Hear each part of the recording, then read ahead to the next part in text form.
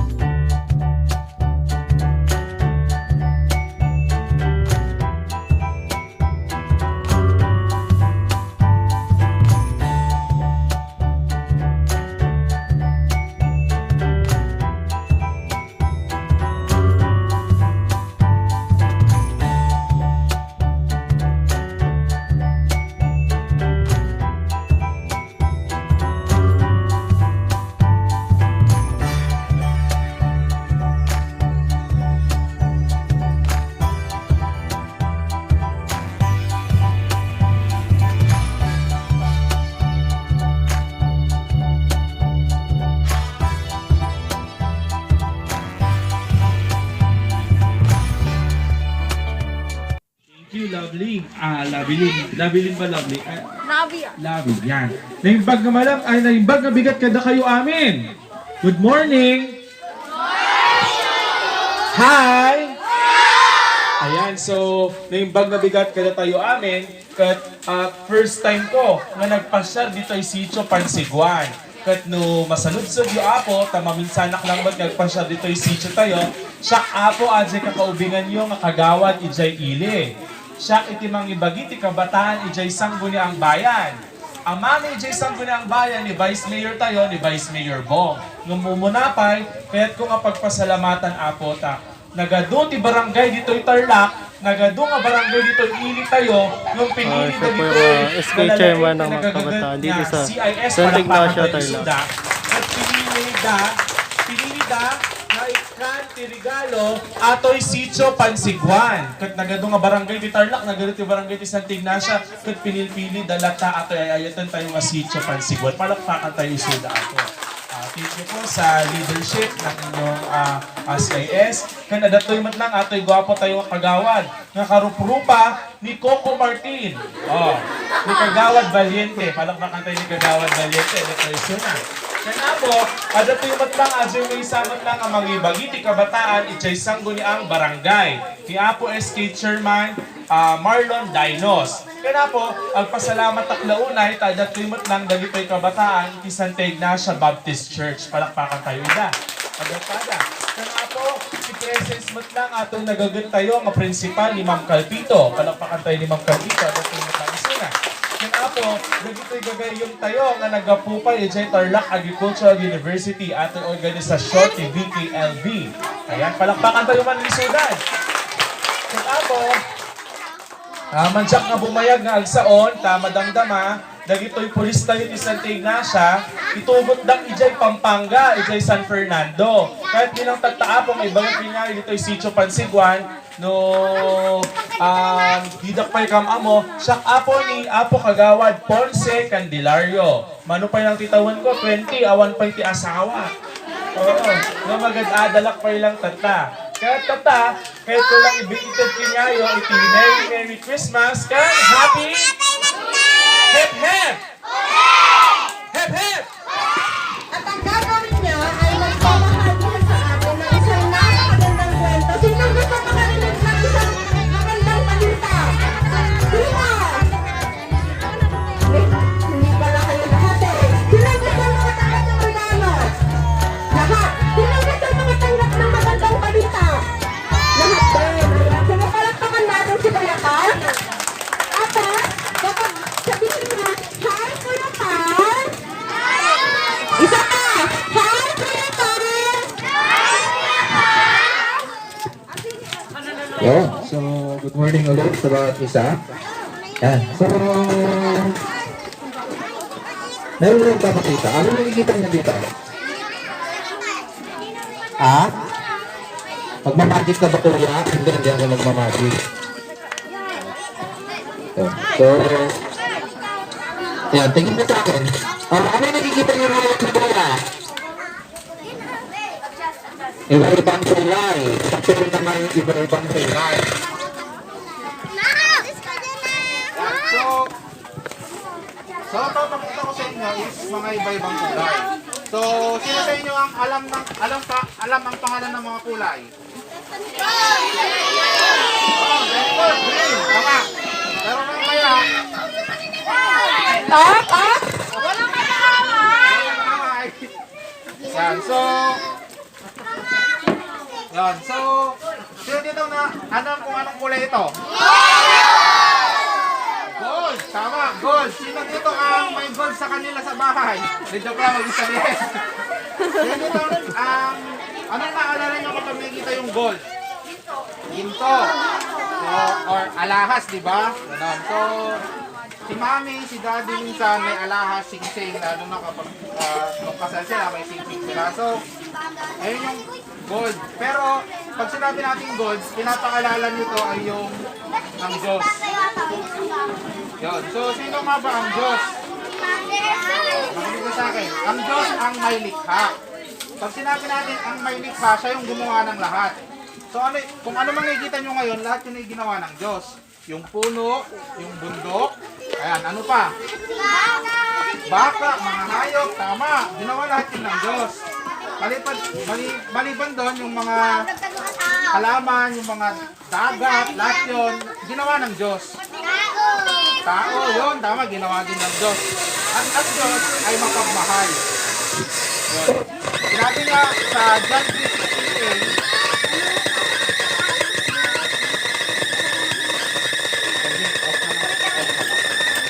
sabi sa John 3:16, sapagkat gayon na lamang ang pag-ibig ng Diyos sa sanlibutan. Ibig sabihin, mahal tayo ng Diyos. At ang Diyos, may hinahanda siyang lugar para sa atin. At ayon ay yung langit. Alam niyo ba sa langit, mga bata? Ang dadaanan natin doon is gawa sa gold. So hindi na natin siya isusuot dito sa tenga or susuot sa kamay kasi dinadaanan lang natin siya. At maliban doon, ang Diyos ay banal. Hindi na lang po. Yun, ang Diyos ay banal at may isang bagay na naghiwalay sa atin sa Diyos. At ayun ay sinusimbolo ng kulay nito or pinapaalala sa atin ng kulay nito. Ano suot ko? Ang pinapaalala sa atin ng black ay ang kasalanan. So ano nga ba ang kasalanan? Ang kasalanan sa Diyos tama. Ang kasalanan ay yung mga bagay na iniisip, sinasabi at ginagawa natin na hindi nakakapagbigay ng lugod sa Diyos. Example, pagsisinungaling. So, maganda ba yun mga bata? Oo! Pangungupit, maganda ba yun?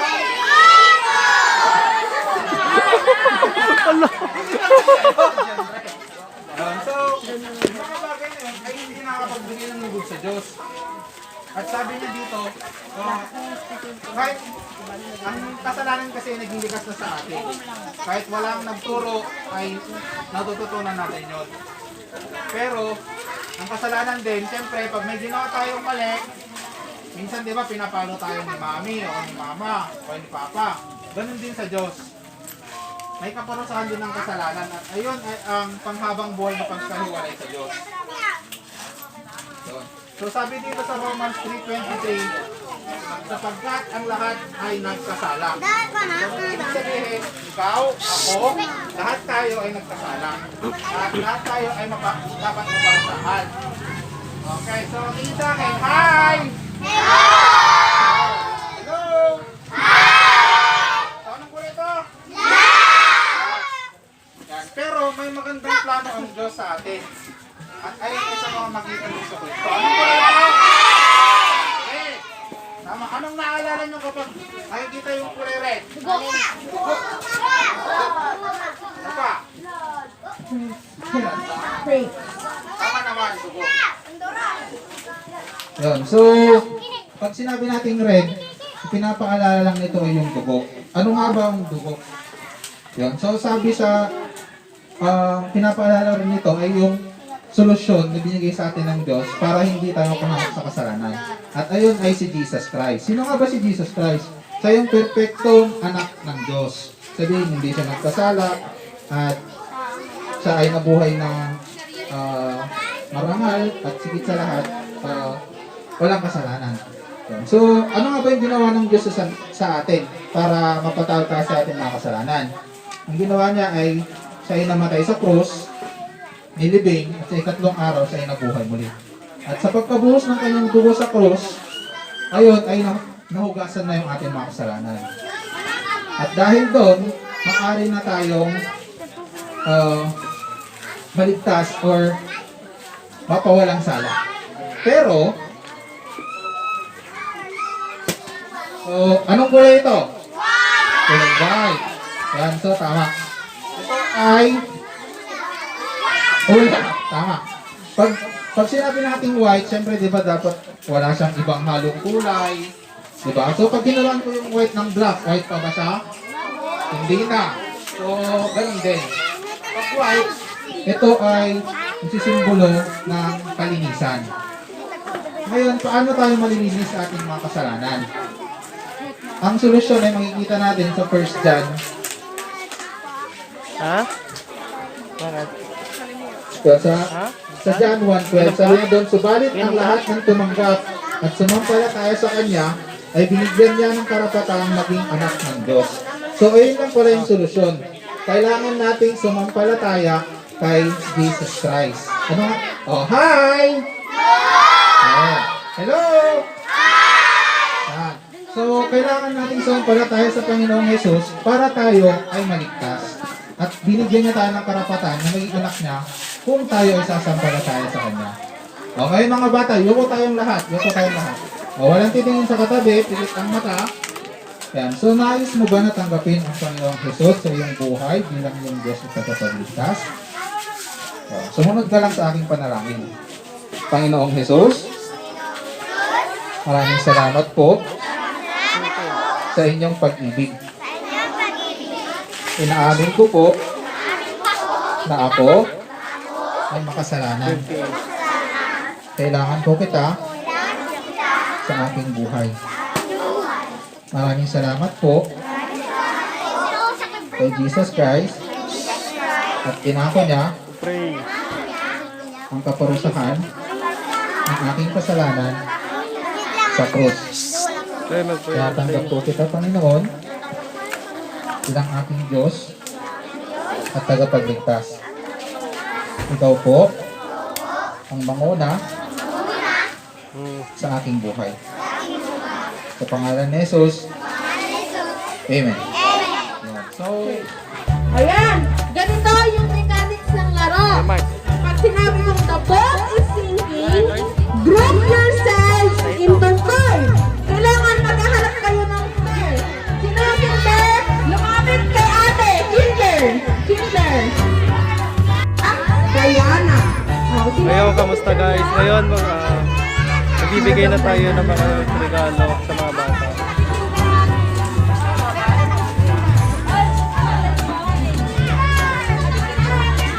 Ito lang naman yung mga ibibigay na regalo. School supplies. Okay. O, sige. Kapag na-receive nyo na yung regalo, mag-thank you kayo ha. Mag-thank you. Thank you po. Thank you po.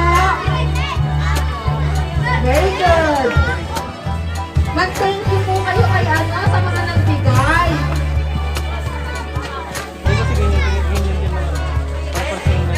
Ang susunod naman, yung mga grade 1, halika yung dito mga grade 1.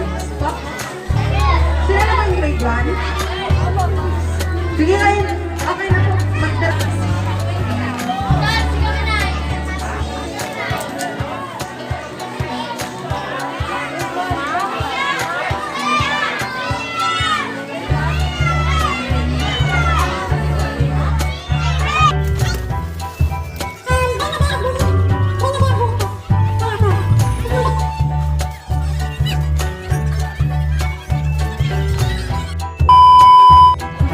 Hi guys! Sabi lang ako. Nagbi-video kami, nagsalita ako ng salita, hindi pala naka-record. Nakarating na kami sa tindahan, hindi pala naka-record. Kaya ito lang, ulitin ko. Naghanap kami ng tindahan, mali yung dinaanan namin. Nandito lang pala sa malapit. Ayun lang oh. Malapit lang. Lapit. Baka di na naka-video yan. Naka-video na. Sinigurado ko na. Sakto na yung daan namin papunta sa tama. Nakabili na kami. Nagtubig. Nakapagod. Sa wakas, patapos na rin. Makakauwi na rin kami. Maricel Agbuni. So, ayun guys. Tatapusin ko rin dito yung vlog. Present po. Pagod na rin ako. Pagod pa saya. Simeona Sabo. Ma'am Ma'am Simeona. Kung nagustuhan nyo man itong video, don't forget to click the subscribe and click the notification bell para updated ka sa aking mga videos. Kung Gina Lin Sabo. Bye!